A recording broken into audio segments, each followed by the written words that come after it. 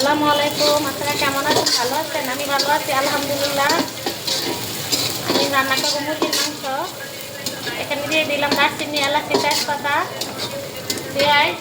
এখন দিয়ে দিব লবণ।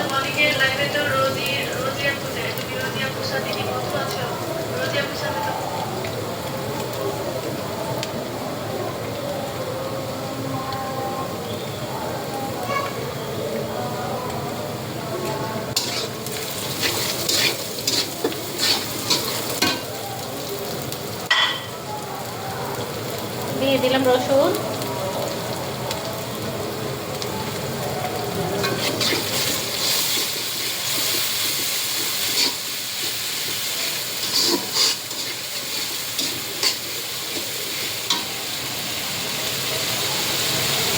দিয়ে দিলাম আদা,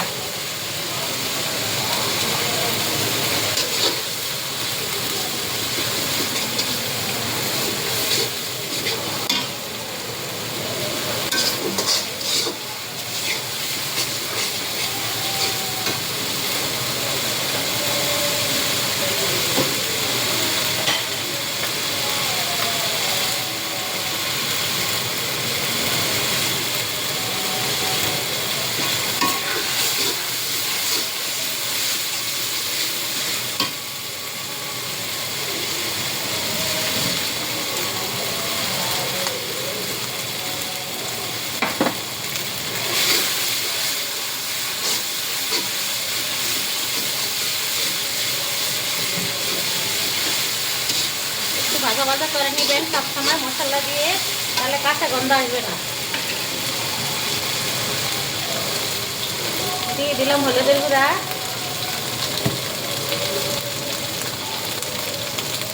দিয়ে দিলাম মরিচের গুঁড়া,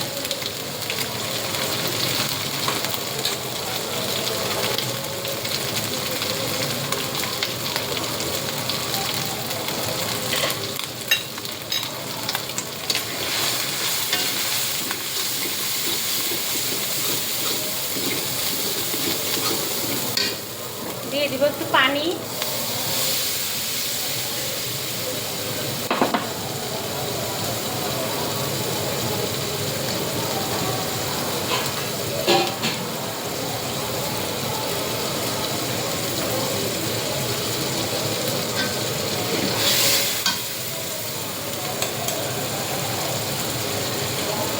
দিয়ে দিলাম জিরা ধনিয়া।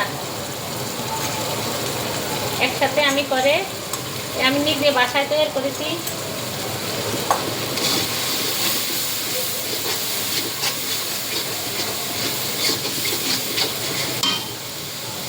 এখন দিয়ে দিব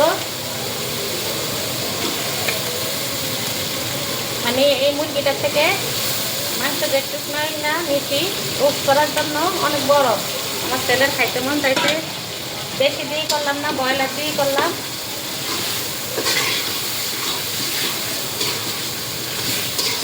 ছেলে খাইতে মন চাইছে জন্য আমি রান্না করতে আসি। মানে বাকিটা যেটুক ছিল একটু দিয়ে আলু দিয়ে ঝোল করে রান্না করব। ভাতও রান্না করে নিচ্ছি, পোলাও রান্না করলাম, রোস্ট, আর এখানে একটু মুরগির মাংস আলু দিয়ে রান্না করবো। সাথে আমি আলুটাও দিয়ে দিব। দিয়ে দিলাম আলু,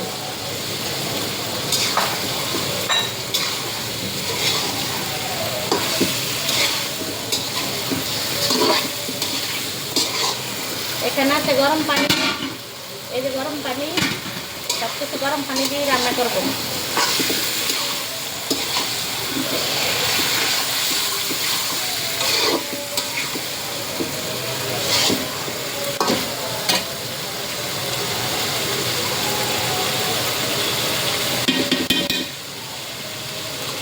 আরেকটু লবণ দিয়ে দিলাম।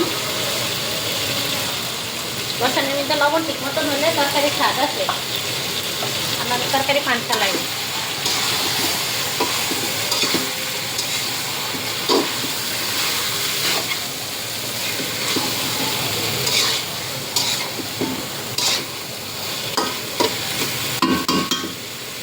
একটু ভাজা ভাজা হোক।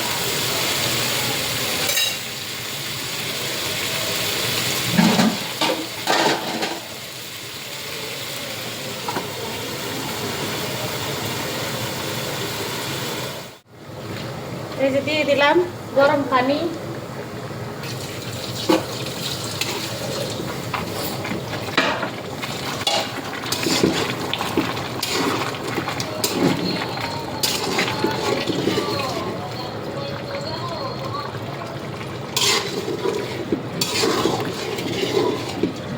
আর একটু পানি দিব, মাংসগুলি সিদ্ধ হওয়া লাগবো,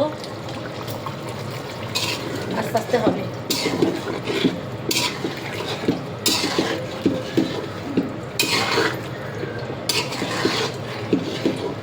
আজকে অনেক কাজ করে গেছে একসাথে, দম পালাই না সময় নেই।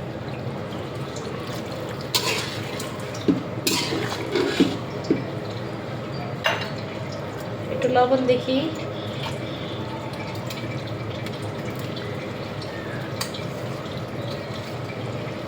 একটু লবণ দিয়ে দিলাম। আর একটু জিরা ধনিয়ার গুঁড়ো দিয়ে দিতে আসি।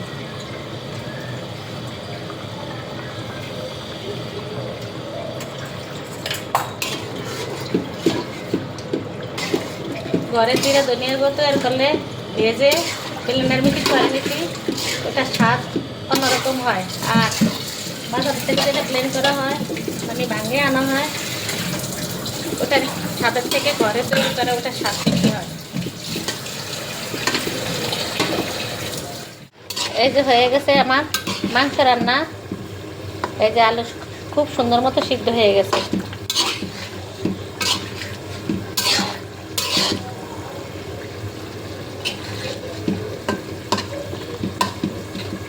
একটু জল রাখবো, চুলা বন্ধ করে দেই। সবাই ভিডিওটি দেখবেন একটি লাইক দিয়ে, আর সবাই সবার পাশে থাকবেন, কোনো হিংসা নয়।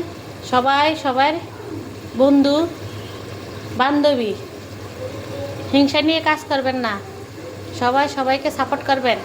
সবাই ভালো থাকবেন, সুস্থ থাকবেন। আল্লাহ হাফেজ।